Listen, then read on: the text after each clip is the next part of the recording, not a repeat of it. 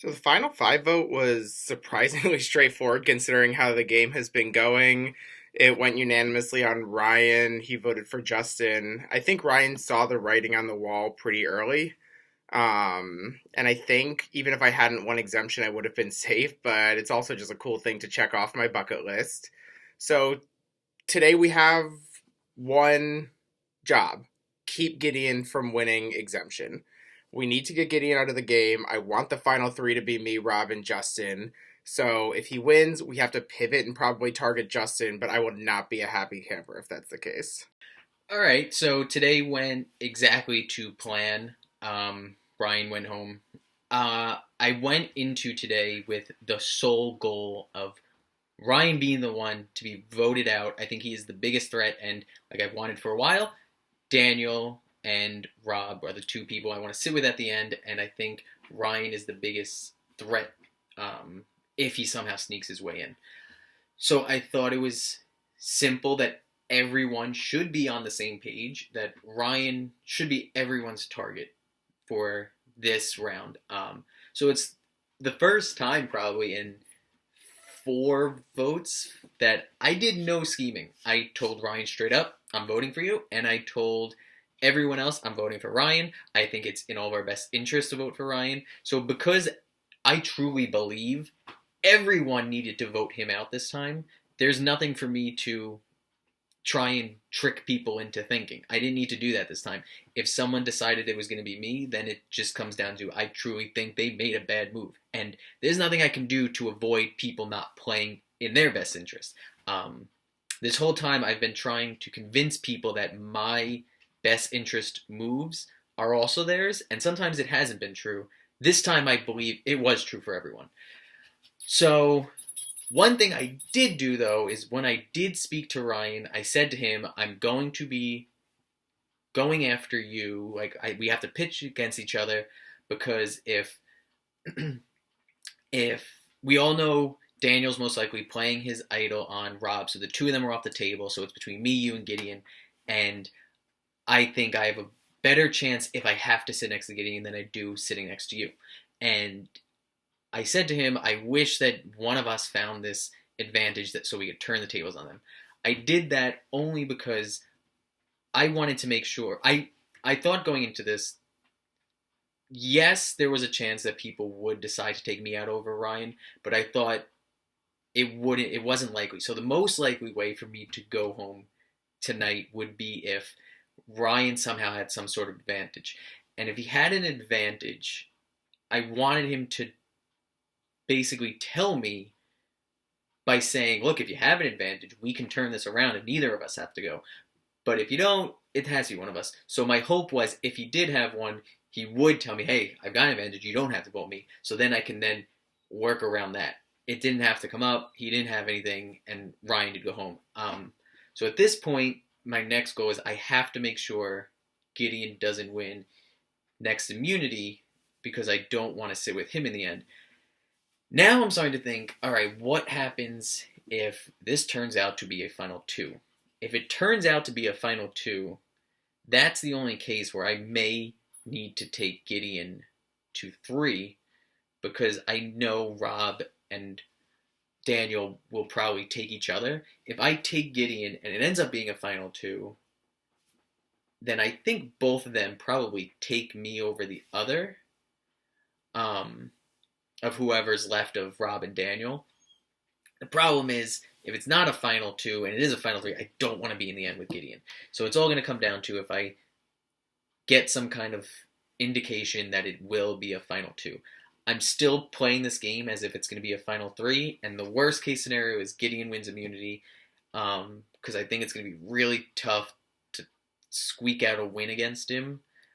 And at that point, I don't think I might get any votes. So I have to try and win that challenge tomorrow night. Obviously, keeping him in was dangerous because he's been great at competitions, but I feel like I've been able to hold my own. So maybe Rob will step up. Maybe he'll decide to be safe, but even at that point, maybe they'll go for me over Gideon, which again, I don't think is in their best interest, because I do think every Ethan will vote for a Ethan, which is now only Gideon.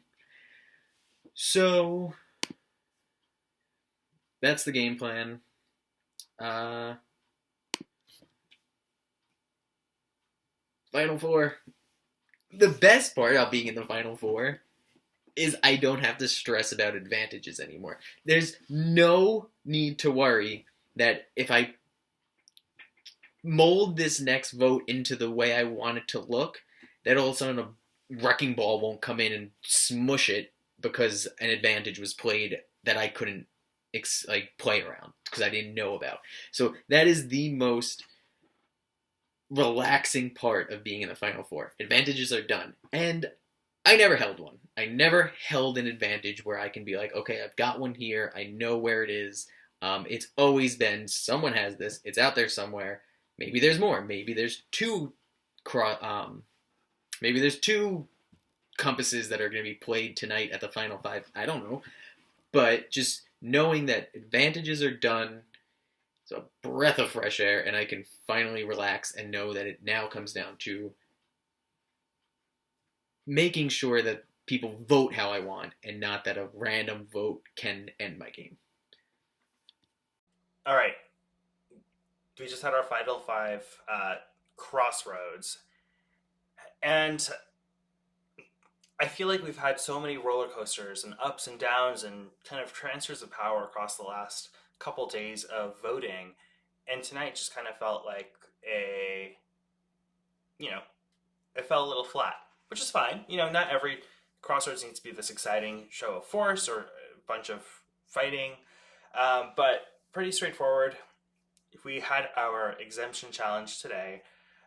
Daniel won individual exemption, which I was super happy about.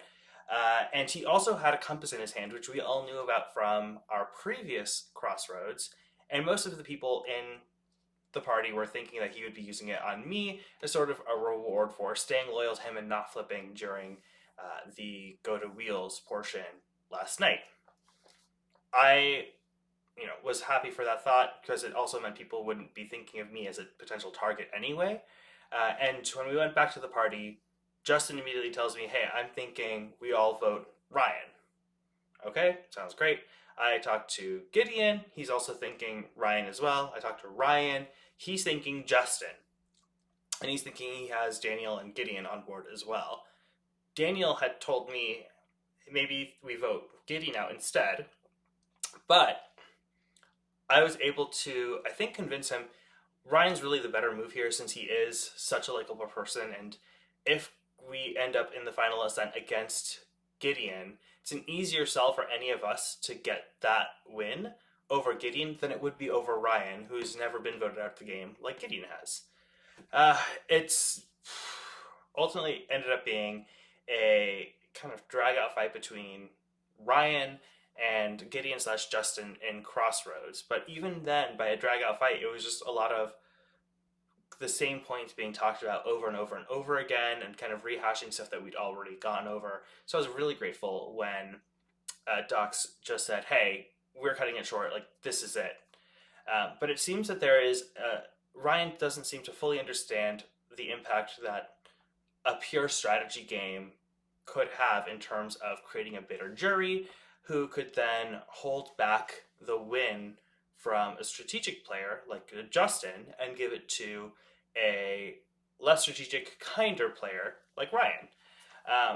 And I'm hoping that I can fit into that slot at Final Ascent and make the case for me to win by basically showcasing that I've played a very social game, have been on good terms, had decent jury management skills throughout the rendezvous phase of this game, and had good intuition in terms of finding the right folks to make my alliances with from day zero, where I initially said I wanted to work with Daniel and Maddie, even though our big connection at the time was just that we live in DC together. Like, it's not a whole lot to go off, but it turned out to be a powerhouse alliance that kind of brought us all the way from day one on Team OG Janet to whatever, to the final six when we ultimately saw Maddie go home.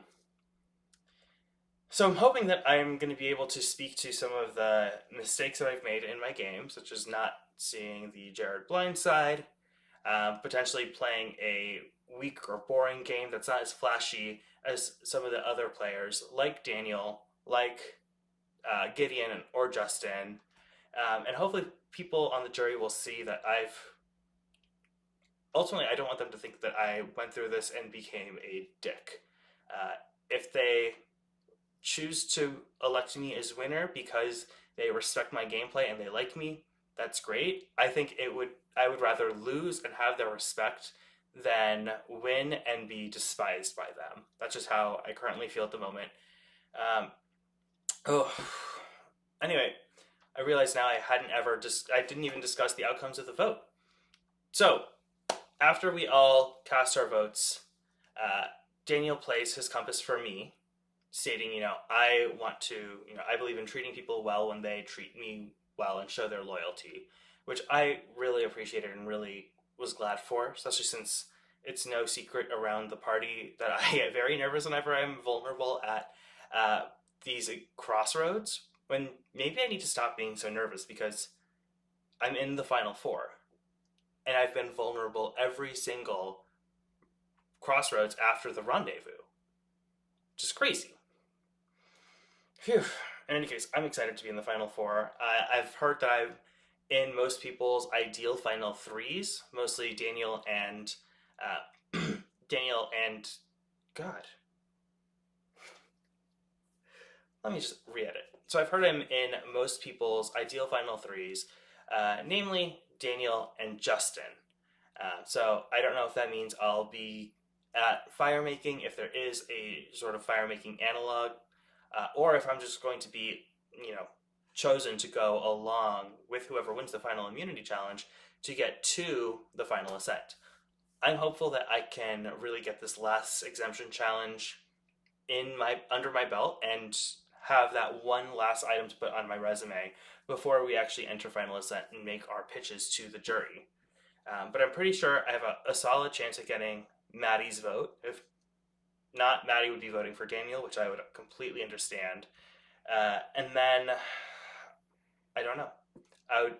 All I know is I'm going to be fighting my butt off to make the best speech and the best pitch for myself as winner that I can. That's if I don't get voted out at Final Four, which is tomorrow. So hopefully I'm still in the game tomorrow. Who knows?